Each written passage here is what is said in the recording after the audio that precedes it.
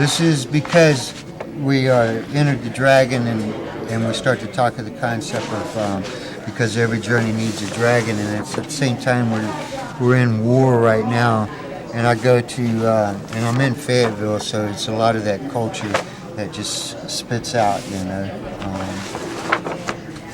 of that. Now here I go to Myrtle Beach, the same exact spot I was at before, and it was during the season when there were people. And I mean, there were people everywhere, and I don't see no faces because I don't, at the time, people were just the background, so I don't really see people. Every once in a while I'll see a person and I'll draw them and I'll say something about them, but as a rule, people are just the background. Just like the music is just the background, This is the 82nd Airborne Museum in Fayetteville, North Carolina. This was my grandfather. He was in World War II. This was the gun he used in World War II. He drove a tank destroyer. And after that, he worked on the railroad in Fargo, and then he drove a heavy machinery, now he's retired and he's fishing. This is about Moby. He was deer hunting, so this is here's Moby. Here's the idea I had. Like you would see this turtle, I'm driving down the road and I see this turtle, and this turtle's, he don't know nothing, he's just a turtle, and then he's dum-dum-dum-dum, and he gets hit by a car, wow, and then he's crying, mommy, mommy, mommy, and she's like, thank God for helmet laws, I think that's funny as hell, And then here's the armadillos, they didn't have helmets, and here's the buzzard up here, the damn helmet laws. I just thought that was funny as hell, so I drew that, and I got that idea while I was traveling, and I really just piecing together thoughts, on that. And here I did a radio station. I did some art. So these are some sketches. It was one of them was a Spanish station. Another one was a sports station. So anytime I was doing murals at the time or anything else, designs for anybody, I would sketch out the ideas and I would put them in my drawing itself. And then here's my mommy, me saying goodbye to my mom. And I go to the original Grand Ole Opry in Nashville, Tennessee, and that's what this is. And then to St. Louis, and from St. Louis into Kansas. And I was in the newspaper in Kansas, so I did something about that. Kansas into Colorado, into Denver, into West Colorado, and then and I'm looking at this upside down, so I'm not really catching exactly everything. You're doing good. Here I met this girl right here. Here my car broke down up in the mountains, and this truck driver pulled over to help me out, and I'm sitting there, I don't know exactly what the hell to do, and he's from North Carolina and saw my tags were North Carolina, so he pulled over, and what it was my car had overheated, and it was okay after that, so then I was back on the road, and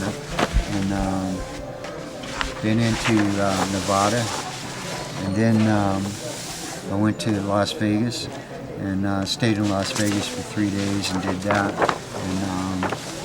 and then left Las Vegas, and I got to Las Vegas, I was like quarter tank of gas and a half a pack of cigarettes and no money, and the only thing I thought of was doing this picture of Las Vegas, and I concentrated on that, and I left with a couple $100 and a full tank of gas and a carton of cigarettes, and just stayed focused into the art, selling copies of the art. So where most people go to gamble to lose or to win, since I gamble all the time anyways, I came out ahead, in Las Vegas, and never bet on anything except for the art, and I dip into California, and this is Go Ask Alice, because Alice Cooper, which is another part of the story. But I dip into California, and I'm gonna go, and in the concept of because every journey needs a dragon, and Bruce is a dragon. And I talked to my son, and he asked me to come back to Texas, and so instead I turn around and I go back to Texas, and this is back into Texas, and into Houston, and that's where my son lived at the time. Was in Houston. Then the wall was passing through Houston again, so I went to the wall because it started out there, and I hung out there, and I met a lot of those guys there and listened to their stories, and I worked them into the drawing, and they caught the concept of the drawing itself becoming the wall itself, you know. And so I stayed, and I got a lot of different stories from a lot of different people, you know, about it. All right, and then here, this is the pool shark, which is another story. But this is where I was talking to my son here, and this is a dude I met that was at the wall. But the concept of the pool shark actually happened in Arizona, where I met this dude that said he played pool, and I said, "Oh yeah, pool shark, I know pool shark." And I sat down and I drew this picture of the shark, and it looked a lot like this right here. And when I drew that picture, I went and ran a lot of copies of it. And then I started going to the pool halls with him, and he was shooting Pool Hustling, and I was selling copies of the pool shark. And I sold like a shitload of copies of the pool shark to people that played pool, you know. So that was cool. Excuse my language. I think here we talk about Van Gogh, because Van Gogh is one of my favorite artists. And then here, talk about X's in Texas.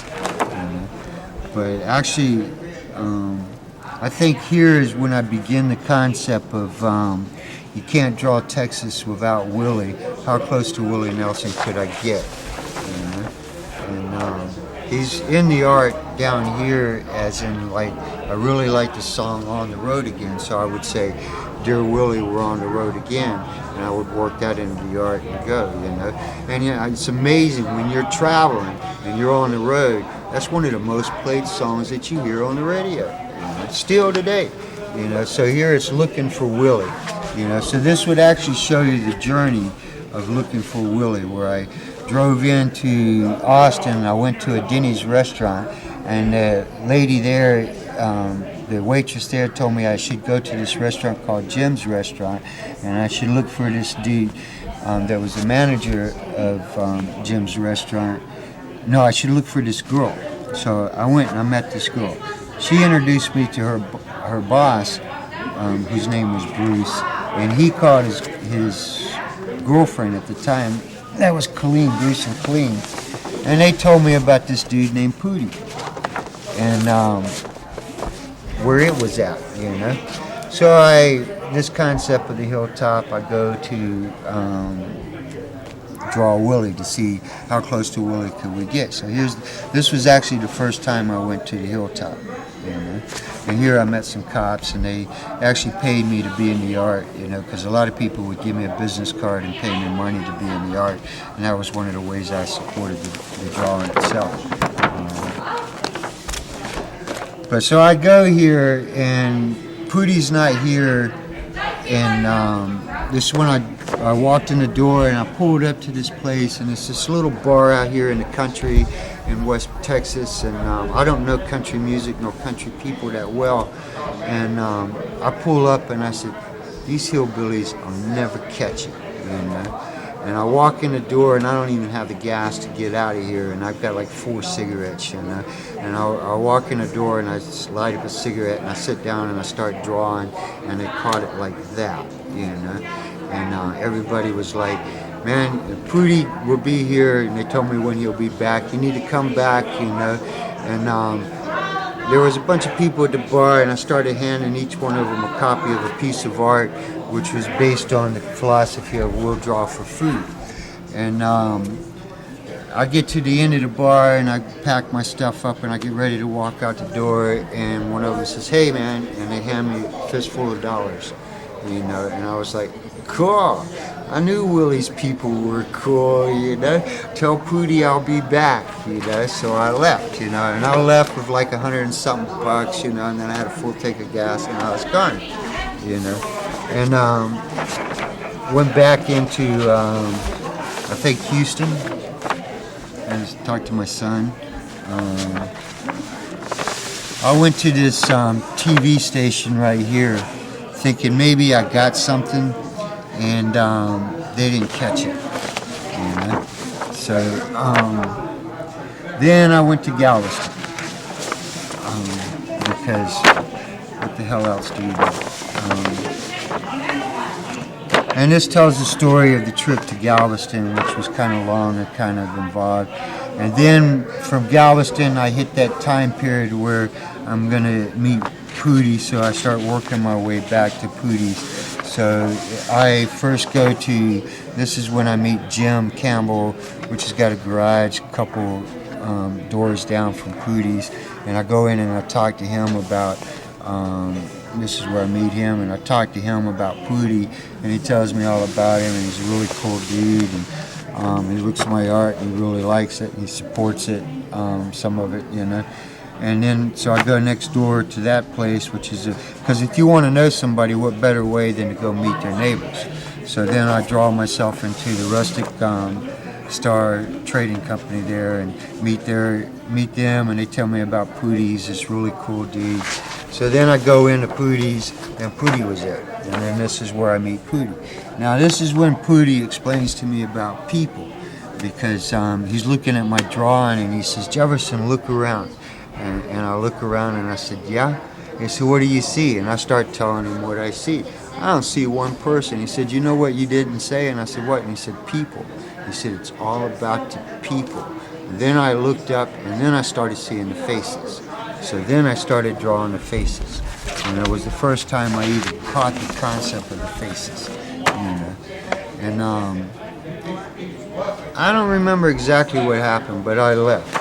And I went to, the wall was traveling again in San Antonio, and I wanted to catch a piece of that, you know. This was the moving wall. So I went to San Antonio and caught a piece of the Alamo and a piece of that drawing for that. And then I came back to the hilltop and met this dude Kelso, and he wrote an article about it in the newspaper. And I remember sitting there with Pootie, and he said, Jefferson, what do you want from me? And I said, just to stand here next to you, man. And he put his arm around me and said, you're more than welcome to stand here, you know. And I was like, cool. You know, and when I met the dude, he was the true Buddha of Zen. Here was a dude that looked at me and said, Jefferson, I have seen everything. I have never seen anything like this. And I was like, that justifies my existence right there as an artist, you know. Because here's a dude, I watch these people line up night after night, and all they want to hear from Pootie is that you're there. And every one of them looked at me and said, Pootie says you're there, man, you know. I'm like, cool. Where are we? But we're there artistically. So I go to Luckenbach, you know, and because of the song Luckenbach, you know, and let's go to Luckenbach, Texas, and Pootie showed up, you know, and they said Pootie hadn't been here in 7 years, and Pootie showed up to watch me work, you know, and this whole concept of Luckenbach, this is when I start seeing all the people, and all the people start coming. You draw one person, there's 10 more. You draw one music dude, there's 10 more. Draw one biker, there's 10 more. Every time you look up, it just keeps growing and growing and growing, you know. And then Pootie asked me to come back to the hilltop and do some art with him from this concept right here at a certain time, and I'm like, cool, I'll meet you there. So I go back into Houston and talk to my son, and he's really into this Swisher music. He was into gangster rap music, and so I did this drawing, and I went and met this dude that my son really liked a lot and put him in the art, you know, gangster rap stuff, you know, a little bit beyond me. But I went to NASA and sat inside of the mall in NASA, and then this is 7 times out of 10. I sit inside the mall in NASA, And I look up and I want a cup of coffee and a donut, so I think, well, I'll just draw me a cup of coffee and a donut. So I draw me a cup of coffee and a donut, and I walk up to the guy, hey man, could I draw a cup of coffee and a donut? And he starts laughing, and I trade him some art for a cup of coffee.